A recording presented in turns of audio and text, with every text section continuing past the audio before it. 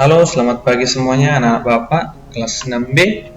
Oke, hari ini kita memulai tema yang baru, yaitu tema 4. Kita akan mempelajari di buku-buku pena 6B. Buka halaman 3. Kita akan mempelajari subtema yang pertama, globalisasi di sekitarku. Hari ini kita mempelajari modal IPS, yaitu kerjasama negara anggota ASEAN dalam bidang sosial. Oke, kita ingat kembali apa itu ASEAN yang sudah kita pelajari sebelumnya. ASEAN itu Association of Southeast Asian Nation atau Perhimpunan Bangsa-Bangsa Asia Tenggara.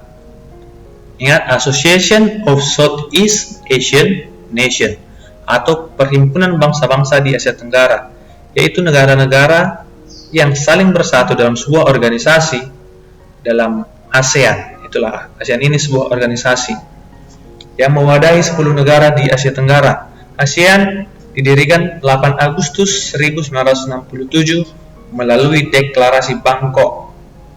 Kota Bangkok di mana? Di Thailand. Ya, diselenggarakan di Thailand.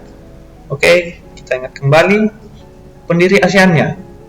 Ada 5 negara pendiri ASEAN. Yang pertama ada Indonesia yang diwakili oleh Adam Malik. Kemudian ada Filipina yang diwakili oleh Narcisco Ramos. Yang ketiga ada Thailand yang diwakili oleh Tanat Koman. Yang keempat ada Malaysia yang diwakili oleh Tun Abdul Razak. Dan yang terakhir ada Singapura yang diwakili oleh S. Rajaratnam. Nah, ini Indonesia ya, ini Filipina, ini Thailand, ini Malaysia, ini Singapura. Sampai sekarang anggota ASEAN itu ada 10. Tapi baru-baru ini akan masuk lagi negara Timor Leste, jadi ada nanti 11 negara yang ada di ASEAN. Oke, masuk ke kerjasama negara anggota ASEAN dalam bidang sosial. Buka halaman 3-nya.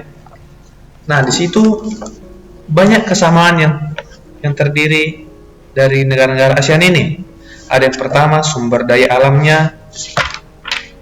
Yang kedua, berada dalam wilayah yang sama. Dan yang ketiga, ilmu pengetahuan dan teknologi.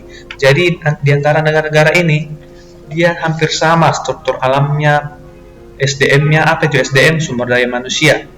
Jadi hampir sama semua. Jadi mereka bersatu dalam sebuah organisasi ASEAN. Ingat kembali negara-negaranya yaitu Indonesia, Malaysia, Singapura, Thailand, Filipina, Brunei Darussalam, Vietnam, Laos, Myanmar. Myanmar ini disebut juga dengan Burma dan Kamboja, itu masih anggotanya dan akan masuk Timor Leste sebagai anggota ke-11. Oke, buka halaman 4. Nah, kerjasama yang dilakukan di ASEAN ini ada banyak. Nah, banyak manfaat yang diterima oleh negara-negaranya. Pertama itu penanggulangan bencana, misalnya memberikan penanganan darurat ketika terjadi bencana tsunami di Indonesia. Kedua, meningkatkan kesejahteraan sosial dan pembangunan negara-negara ASEAN. Yang ketiga, melindungi hak-hak dan keadilan sosial penduduk negara-negara ASEAN. Yang keempat, meningkatkan kualitas sarana kesehatan negara-negara ASEAN. Yang kelima, meningkatkan perlindungan sosial kepada seluruh penduduk negara-negara ASEAN. Itulah manfaatnya. Oke, masuk ke tujuan ASEAN. Inilah dia tujuan ASEAN. Pertama, mempercepat pertumbuhan ekonomi, kemajuan sosial dan perkembangan kebudayaan di kawasan Asia Tenggara.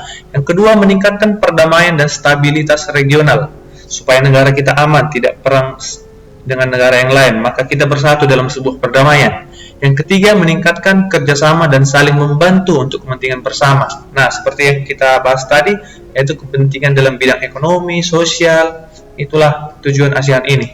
Yang keempat, memelihara kerjasama yang erat di tengah-tengah dengan organisasi regional dan internasional yang ada. Organisasi internasional contohnya PBB. Jadi saling bekerjasama juga ASEAN dengan PBB untuk menciptakan perdamaian di negara-negara di Asia Tenggara ya. Yang terakhir, dalam bidang pendidikan, meningkatkan kerjasama untuk memajukan pendidikan, latihan, dan penelitian di kawasan Asia Tenggara. Nah, setiap tahun selalu ada pertukaran mahasiswa di antara negara-negara kita ini. Apa tujuannya? Untuk saling menyerap ilmu, berbagi ilmu dengan negara lain, sehingga kita dapat ilmu, mereka dapat ilmu, sehingga negara-negara ASEAN dapat berkembang menjadi negara yang maju. Itulah tujuannya. Nah, kerjasama peran Indonesia yang sudah pernah dilakukan Indonesia adalah sebagai tuan rumah penyelenggaraan KTT ASEAN. KTT itu apa? Konferensi tingkat tinggi. Nah, itu rapat tinggi di ASEAN. Jadi Indonesia sudah berperan di dalamnya. Kemudian menjadi pemimpin ASEAN pada tahun 2004. Indonesia pernah menjadi ketua ASEAN pada tahun 2004 ya. Yang ketiga, sebagai tuan rumah pertemuan khusus pasca gempa dan tsunami. Jadi dalam mengatasi bencana-bencana, Indonesia menjadi pelopornya sebagai tuan rumah pertemuan khusus. Nah, selanjutnya sebagai koordinator dalam pelaksanaan KTT ASEAN bersama negara luar.